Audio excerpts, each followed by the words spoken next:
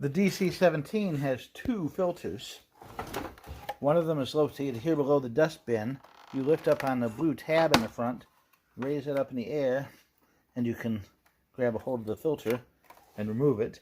And you see this one here is the number 6 filter, and you can see the water spigot on it. That means that this is a washable filter. We take it and we get it in the sink or somewhere with water, and we run the water in it and through it and around it, and then we wring it out by hand and twist it a little bit, really squeeze every bit of water back out of it, and then set it aside, preferably on top of a heater or air conditioning duct, somewhere with air blowing through it, for about 24 hours, because you want that totally dry so that the air flows freely through it. If it's not, it can burn up your main electric vacuum motor on the cleaner. You'll know how that works. And there is also a dry filter, well, another filter, right here underneath the half moon cover on the left side as you're standing behind the machine.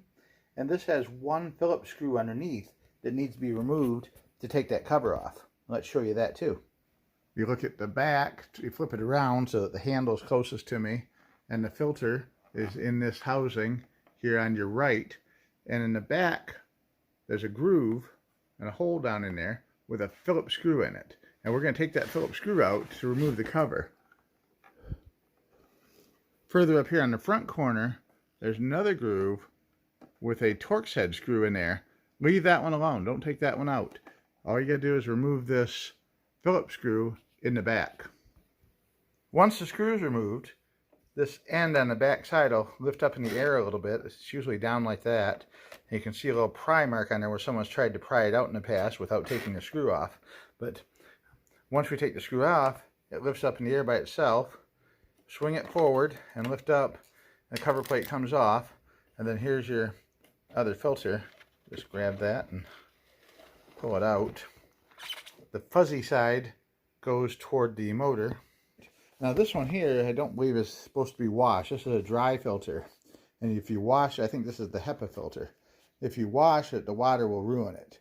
But they say you should replace it if it's bad. It's a lifetime filter, but I don't really believe in lifetime filters. But the thing I do with it is something to tell you they don't recommend, but I've always had really good luck with it. I use compressed air from my air compressor, and I blow as much dust as possible out of this padded area here and off the back area here. Get the air compressing nozzle on the side blowing across it, and just fan it back and forth to blow as much dust and debris off of the filter and out of the filter as possible on both sides.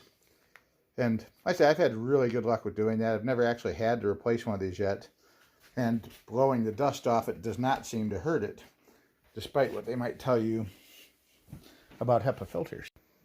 If you feel like you need to replace the filters, there's a matched pair available on Amazon for about $16.99, and you can have both filters replaced brand new. To put it back together, carefully insert the front edge of the cover plate under the front lip of the housing and push downward. Make sure it fits snugly but smoothly into position. It shouldn't bind or have too much back pressure. It should fit smoothly in. Now we'll show you how to wash the primary filter.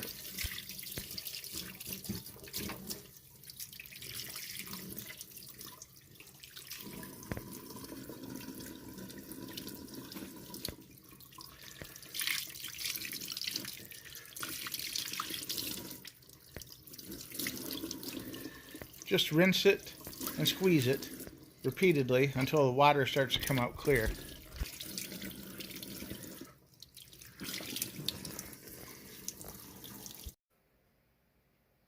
The filter has been allowed to dry for 2 days, and I actually put it over a heater vent down there on the floor. That way, depending on, it doesn't matter really if you have air conditioning or your heat on, just the fact that air is blowing through it will dry the water out over a short period of time. So I'm going to flip the lid back up. Make sure the rubber seal is fully inserted all the way into the housing, and the little pull tab can tuck inside. clean up the edge a little around here and make sure there's no debris that's going to cause a leak. And then carefully snap the cover plate down into place like that. And you heard it snap.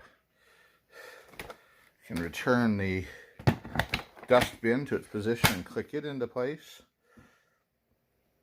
And now we're back together.